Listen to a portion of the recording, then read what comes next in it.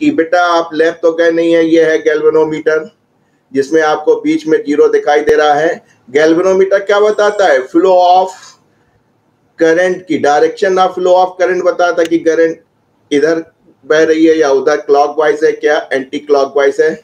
इसी को आप दिखाएंगे कि इसको यूज करके आप एमीटर जो कि मेजरमेंट ऑफ करंट करता है बेटा वो बना देंगे, और या वोल्ट मीटर बना सकते हैं। बनता इससे ही है।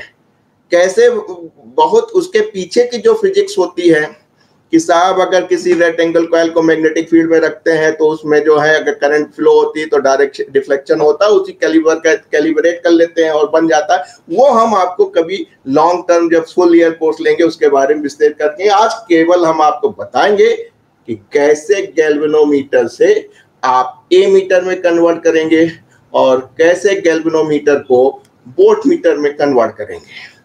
मुलायम सिंह जी भी आ गए हैं। गुड मॉर्निंग मुलायम सिंह, बहुत अच्छा है, स्वागत है आपका। आइए, बहुत सही समय पे आ गए बेटा। आप ध्यान रखिएगा, आपके पास गैल्वेनोमीटर है तो गैल्वेनोमीटर के 2 पैरामीटर्स आपको ध्यान में रखने हैं।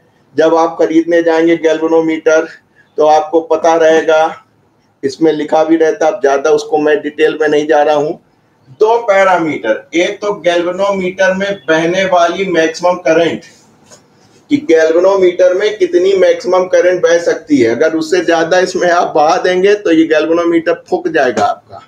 दूसरा, कोई भी चीज सुपर कंडक्टर नहीं होती है, तो जाहिर सी बात है ऐसे सूरत हाल में गैल्वेनोमीटर का कितना रेजिस्टेंस है वो आपको पता होना चाहिए। अगर ये 2 बातें पता है तो बड़ी आसानी से मान्यवर आप कितने मिली एम्पियर या एम्पियर का एमीटर बनाना है आप बना लेंगे, कितना वोल्ट मीटर बनाना है आप बना लेंगे।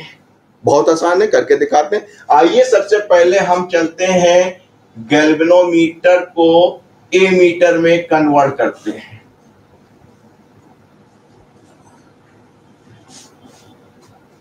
बहुत से आपके जो टीचर्स होंगे बताते होंगे अरे मिलियमीटर, क्योंकि वो ए मीटर की जो यूनिट होती है वो मिली एम्पियर की जो है सबसे कॉमन होती है लैब में, इसलिए उसको मिलियमीटर कहते हैं।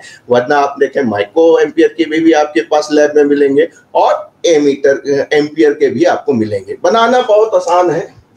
गैल्वेनोमीटर है, 2 पैरामीटर पता होने चाहिए, कौन कौन से, मैक्सिमम कितनी करंट फ्लो कर सकती है और कितना उसका इंटरनल रेजिस्टेंस है। एक काम कर लेते हैं, हम अपने को फिर से मोबाइल पे ले लेते हैं ताकि पता रहे कि कहीं हमारी कटिंग ना आ रही हो, पूरा बोर्ड आपको दिख रहा हो। यस, ये हो गया और इसको लैंड स्कोप में लेकर लेते हैं। Now it is fine. अगर ये आपके पास गैल्वेनोमीटर है, इसके 2 पैरामीटर आपको मालूम है कि कितनी मैक्सिमम करंट जा सकती है गैल्वेनोमीटर में, उससे ज्यादा फूक जाएगा, कितना रेजिस्टेंस है। अगर ए मीटर कन्वर्ट करना है तो कुछ नहीं करना है, आप एक सिंपल रेजिस्टेंस ले लीजिए, उसको शंट कर लीजिए। शंट का मतलब होता है पैरेलल में और स्मॉल रेजिस्टेंस, तो कहते हैं यार उसकी शंटिंग कर लीजिए, यानी एक स्मॉल रेजिस्टेंस जो है वो पैरेलल में लगा दीजिए। एस का मतलब है शंट रेजिस्टेंस, इसका फिजिक्स में मतलब होता है small resistance in parallel. Small resistance in parallel. भैया आजकल बहुत छोटी छोटी बातों पे ध्यान दीजिए, पेपर देखने में आसान होगा वो आसान नहीं होगा। बस बन गया आपका, इसको उठा के एक डिब्बे में बंद कर दीजिए और कह दीजिए साहब ये एम्पियर मीटर बन गया। आपको क्या पता होगी, जब आप गए तो आपने कहा भाई हमको मालूम है कि इसकी यूनिट इतनी है और इतनी करंट इसमें बहने वाला हमको चाहिए, तो आपने कहा ठीक है। इसका मतलब आपको क्या पता है? आई पता है। क्या आपको आई पता है कि आप इतने एम्पियर या इतने मिली या इतने माइक्रो एम्पियर का बनाने जा रहे हैं, तो सारा खेल किसका है बेटा? इसका है। और सर्किट बहुत सिंपल लग रहा है। ये जी क्या है? गैल्वेनोमीटर का रेजिस्टेंस है। ये एस क्या है, एक स्मॉल रेजिस्टेंस है जिसके कारण गैल्वेनोमीटर को इस तरह शंट करके एमीटर बनाया है। यानी कि सर्किट में देखें तो करंट बह रही है और दो रेजिस्टेंस लगे। अब देखिए आई करंट चलिए आपकी, आपने कहा जो आईजी है यानी कि गैल्वेनोमीटर करंट है वो तो उतनी लेगा, उससे ना कम लेगा ना ज्यादा लेगा। कहीं भैया इतनी करंट दे दो इनको, बाकी कितनी बची, आई माइनस आईजी बची।